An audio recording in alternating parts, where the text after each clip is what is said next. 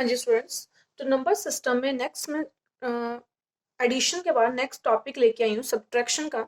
अगर simple number को subtract करना होता है तो इस तरह से हमारे पास नंबर्स ये होते हैं। 7 में से 6 माइनस करेंगे 1, यहाँ आ जाएगा 0। 8 माइनस नहीं होता 9 से, हम यहाँ से कैरी करेंगे, यहाँ पे रह जाएगा 2 और यहाँ पे बन जाएगा 18। जब हमारा नंबर माइनस ना हो तो नेक्स्ट नंबर से हम कैरी कर लेते हैं, ठीक है। वन वन ने 1 कैरी किया तो 18।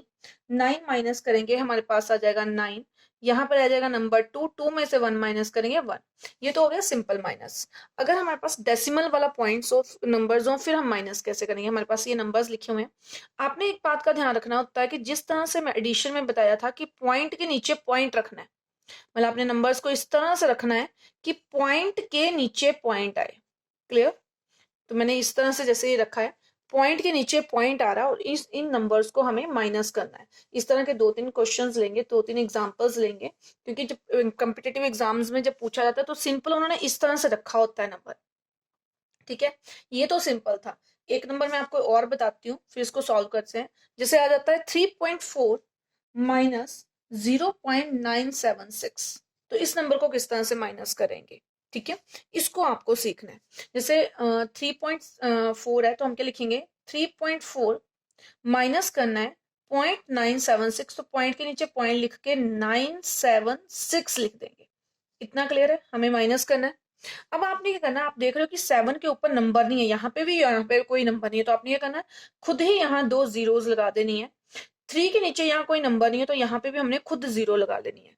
मतलब आपको ये कंसेप्ट क्लियर करना बहुत जरूरी है, फिर ही आपका माइनस ठीक होएगा, वरना नहीं होएगा। क्लियर? कई क्या करते हैं, ऐसे लिख देते हैं 3.4 6 7 9.0 और इस तरह से माइनस करने की कोशिश करते हैं, तो ये रॉन्ग मेथड है। राइट मेथड ये है कि पॉइंट के नीचे आपका पॉइंट आना चाहिए। ओके, तो इसको जल्दी से मैं सॉल्व करती हूँ। इसको माइनस करने से आएगा 620.6। क्लियर? ये इसका आंसर हो जाएगा माइनस करके।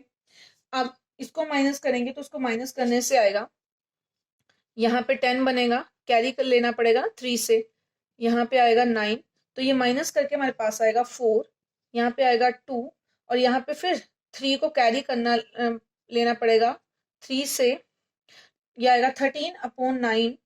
तो ये हमारे पास बन जाएगा आपका, वेट अ मिनट, ये आ जाएगा 4.2। क्लियर? इतना क्लियर है? तो ये सिंपल मेथड होता है माइनस करने का। अब इसमें क्वेश्चंस जो है टफ करके भी आ जाते हैं। जिस तरह से हमारे पास क्वेश्चन आ जाता है, मान लेते हैं कि क्वेश्चन कुछ इस तरह से पूछा जाता है, 4 6 3 8 प्लस 3875 माइनस 3869 माइनस 2714।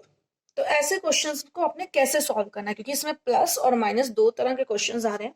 आपने ये करना है, सिंपली जो प्लस वाले दो टर्म्स हैं इनको आपस में इकट्ठा कर लेना है, ऐड कर लेना।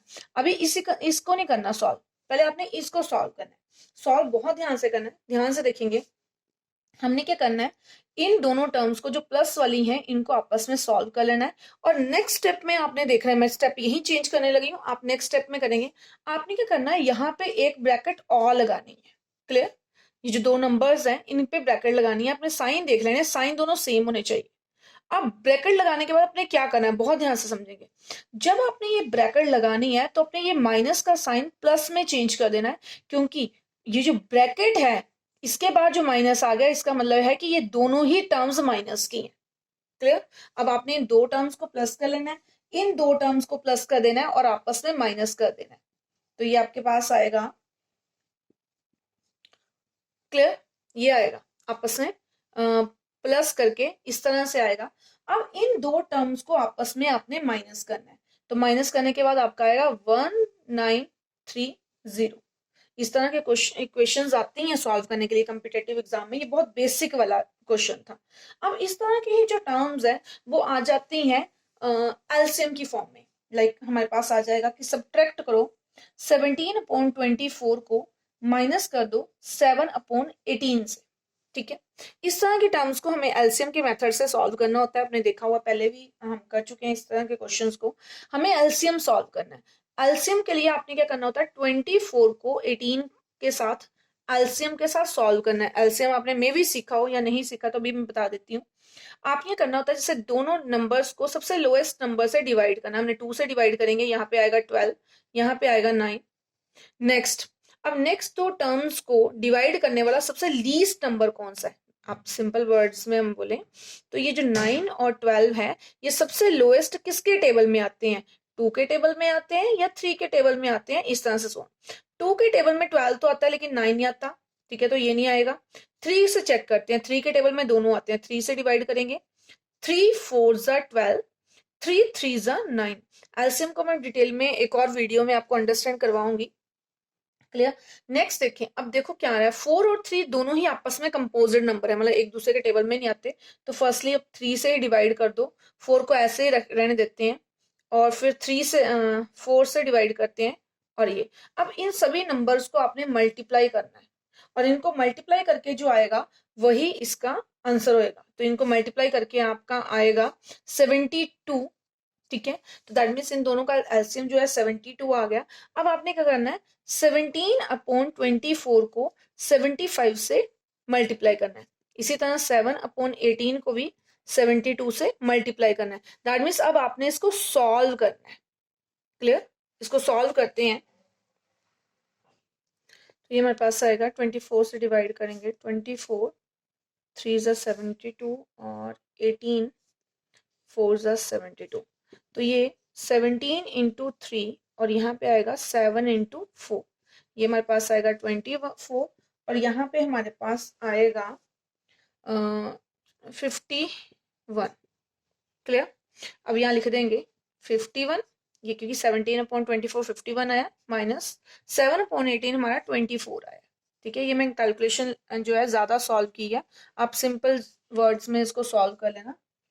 तो ये हमारे पास आ जाएगा 23/72, यही इस क्वेश्चन का आंसर होएगा।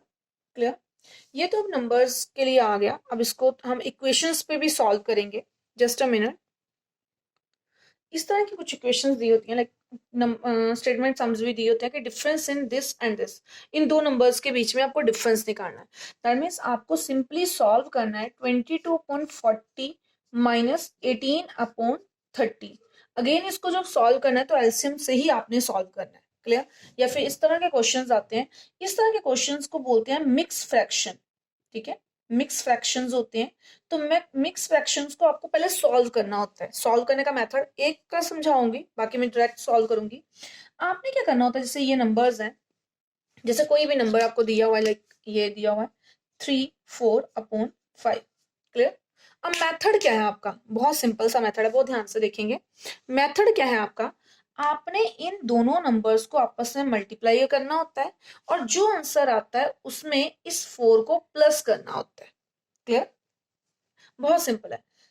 हमारे पास आएगा 5 3 ज़ा 15 प्लस 4 19, और डिवाइड में 5 को रखना ही रखना है, प्लस अगले को सॉल्व करेंगे 7 8 ज़ा 56 प्लस 3 59/3।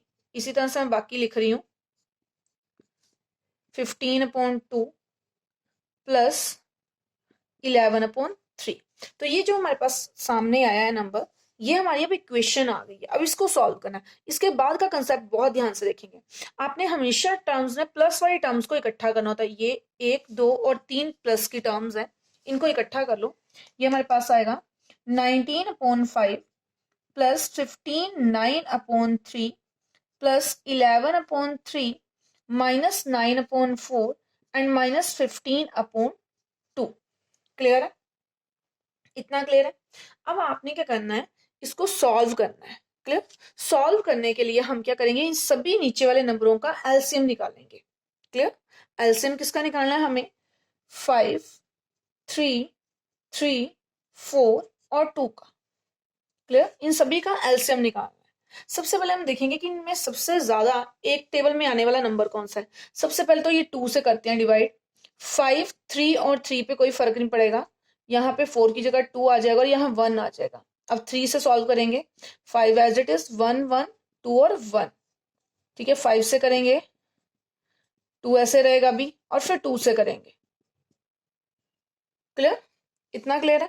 तो ये अब हमारा एलसीएम होएगा, 2 इंटू 3 इंटू 5 इंटू 2, तो ये हमारे पास एलसीएम बनेगा 120।